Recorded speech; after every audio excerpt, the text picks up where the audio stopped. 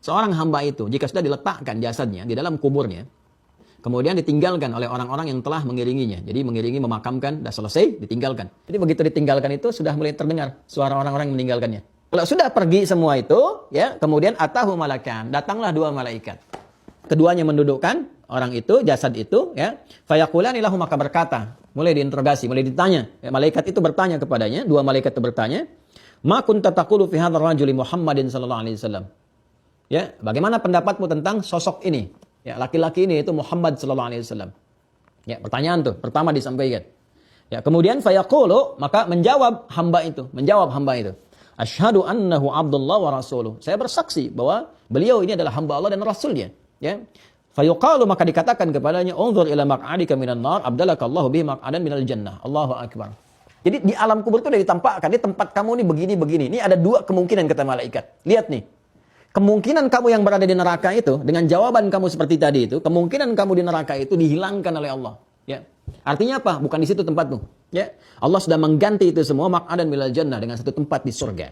Setelah dia bisa menjawab itu, ya, kalau yang tadi di Al-Bukhari kan ditampakkan tempatnya di surga, ditampakkan. Jadi kebiasaan amal kita. Ahli puasa ditampakkan babur rayyan, kan? Ahli tahajud tampakkan babut tahajud.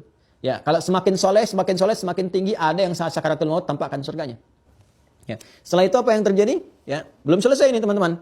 Tsumma yunawwaru lahu fihi, tsumma yuqalu lahu nam. Allahu akbar. Ya, setelah itu diberikan penerangan.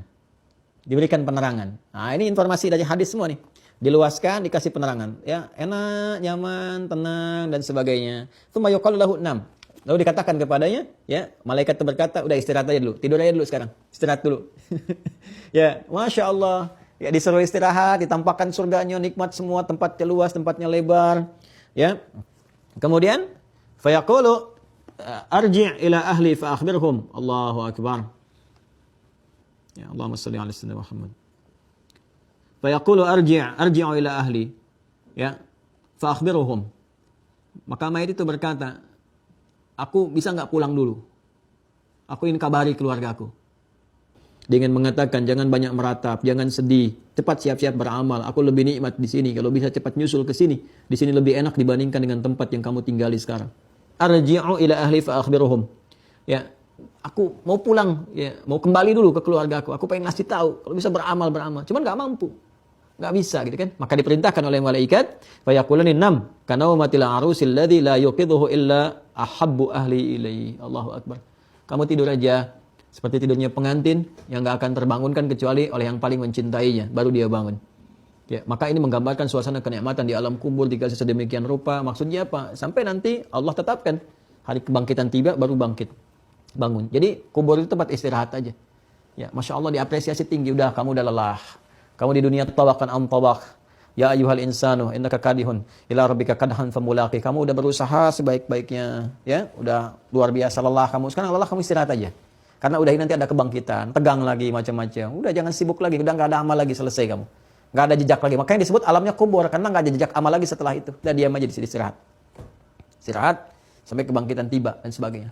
Kecuali nanti yang Allah kehendaki karena hikmah-hikmah tertentu, hal-hal tertentu. Ya, misalnya dia bermohon kepada Allah, kan? Terus kitanya sering mendoakan, terus ngirim kebaikan-kebaikan, kan? Ya, dengan doa-doa, dengan amal soleh, dengan sedekah. Itu ada yang diperkenankan, melihat dalam mimpi, kan?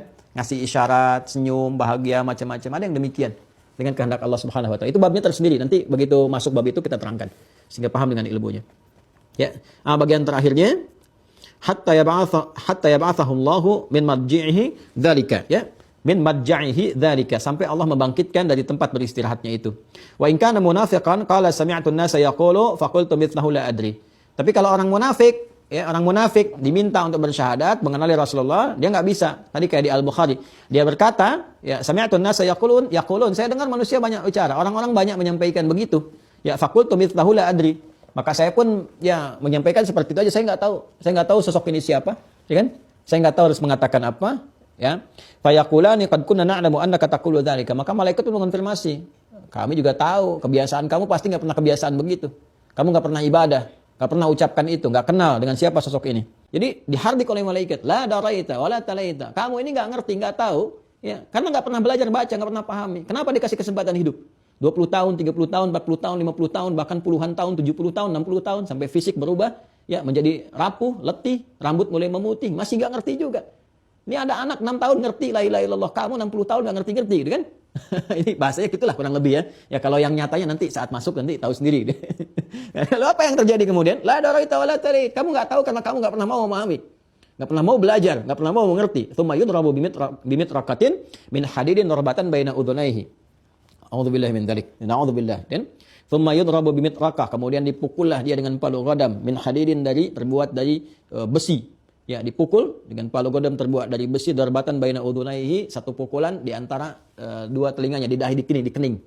Pukul, boom, gitu kan? Dia nggak pernah sujud. Yang nggak pernah sujud, yang nggak pernah menghamba kepada Allah, ya kan? Maka kalau tadi di Al-Bukhari dipukul dulu tuh, dipukul ya, pakai palu besi tadi, udah dipukul, maka malaikat itu dikonfirmasi di At-Tirmidzi, setelah itu belum selesai, udah dipukul, diperintahkan kepada tanah, himpit tuh sampai hancur.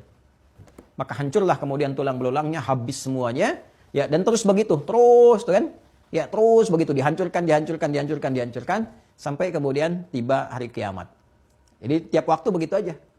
Ya, tiap waktu begitu, dihimpit, hancurkan, pukul, himpit, hancurkan, selesai gitu kan. Dan demikian. Jadi kita berlindung pada Allah Subhanahu wa taala akan keadaan-keadaan di alam kubur karena ini perkaranya gaib dan belum ada riset pengetahuan dan tidak mungkin ada juga sehingga bisa ditangkap oleh akal, maka nggak usah menyoal dengan akal. Ya, kalau ada orang menyoal akal dengan alam kubur, ini menunjukkan dua hal. Satu, imannya dangkal, kedua, ilmunya juga nggak ada. Ya, ini sebetulnya orang bodoh kalau menyoal seperti itu, jangan terlalu jangan terlalu banyak dalil kalau menyampaikan. Jadi kalau orang nggak yakin, jangan pakai dalil, karena dalil itu masuknya ke iman. Iman itu urusan keyakinan. Ya, disampaikan, dakwahi, doakan, sudah selesai.